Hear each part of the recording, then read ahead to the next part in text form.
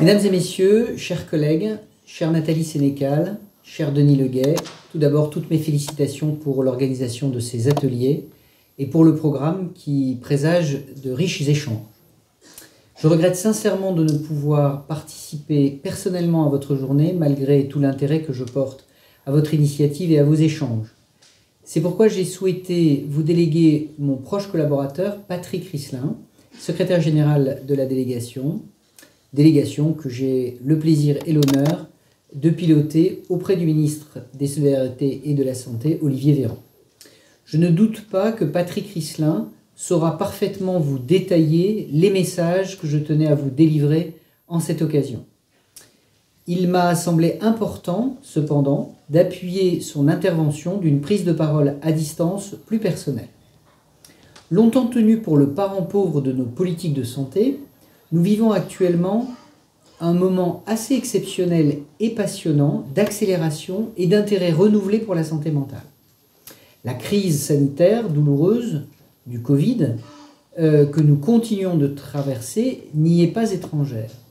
Soulignant la vulnérabilité psychique de nos concitoyens et tout particulièrement de certains d'entre eux, jeunes, personnes âgées, personnes seules, personnes en situation de précarité économique et sociale, soulignant la vulnérabilité de nos systèmes, cette crise a également révélé la résilience, la capacité de mobilisation et à ce titre servi d'accélérateur de certaines transformations. Le message de la priorité donnée à la santé mentale a été entendu au plus haut niveau et 2 manifestations récentes ont témoigné de cette prise de conscience partagée au niveau national comme international.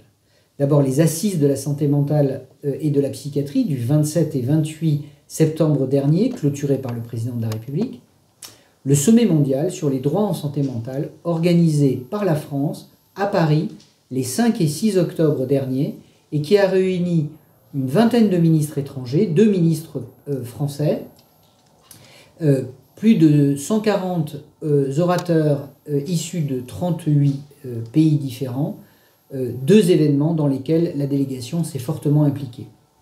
Ces 2 événements nous ont confirmé le bien fondé du cap proposé il y a 3 ans à travers l'adoption de la feuille de route santé mentale et psychiatrie et dont il m'a été demandé d'assurer la coordination et le suivi du déploiement.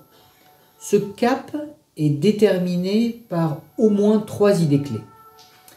D'abord, une approche centrée non plus sur l'institution, mais sur la personne, appréhendée dans toute la richesse de sa complexité et qui fonde la démarche de soins personnalisés, de programmes de prise en charge personnalisés, et la nécessité d'organiser des parcours fluides qui n'est plus un parcours seulement de soins, mais un parcours de vie. Deuxièmement, une approche qui ne peut être que collective et qui doit mobiliser de façon totalement intégrée les différents acteurs et champs de compétences concernés. Il s'agit des personnes elles-mêmes et de leur savoir expérientiel, des professionnels de la psychiatrie, mais aussi des autres disciplines médicales, et également les acteurs des secteurs médico-social et social, ou encore des domaines de l'éducation, de l'emploi et du logement. La réhabilitation psychosociale est un de ces intégrateurs des différents acteurs au service des parcours qui visent le rétablissement. Enfin, une approche qui ne peut être que résolument positive. Ceci veut dire au moins 2 choses. D'abord au niveau individuel, que l'on s'appuie sur les acquis, sur les capacités et sur les compétences de la personne dite malade, plutôt que de rester exclusivement focalisé sur une guérison des symptômes et une guérison clinique. Il s'agit de l'accompagner pour redonner un sens à sa vie à travers des activités et un mode de vie jugé par lui satisfaisant. C'est toute la finalité et toute la richesse du rétablissement qu'il nous faut promouvoir le plus largement possible. Ensuite, au niveau collectif, s'il convient de ne pas ignorer les alertes toujours salutaires qui pointent les failles de notre dispositif de santé mentale et la crise de vocation dont souffrent aujourd'hui les disciplines psychiatriques et particulièrement la pédopsychiatrie n'est pas sans nous préoccuper, nous devons aller de l'avant, plus loin, plus fort, en capitalisant sur les richesses de nos forces, plutôt qu'en désespérant de nos faiblesses.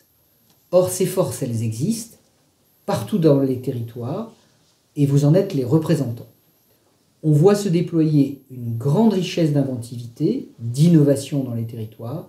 Nous devons être capables de mieux les repérer, de les soutenir, de les évaluer et enfin de les diffuser lorsqu'elles ont fait leur preuve. La délégation, depuis sa création, s'y emploie et continue à s'y employer. C'est pourquoi je veux vous apporter de vive voix aujourd'hui tout mon soutien pour vos ateliers du rétablissement en santé mentale. La délégation est à vos côtés et je ne manquerai pas de me tenir informé de vos échanges. Je souhaite plein succès à vos travaux. À très bientôt.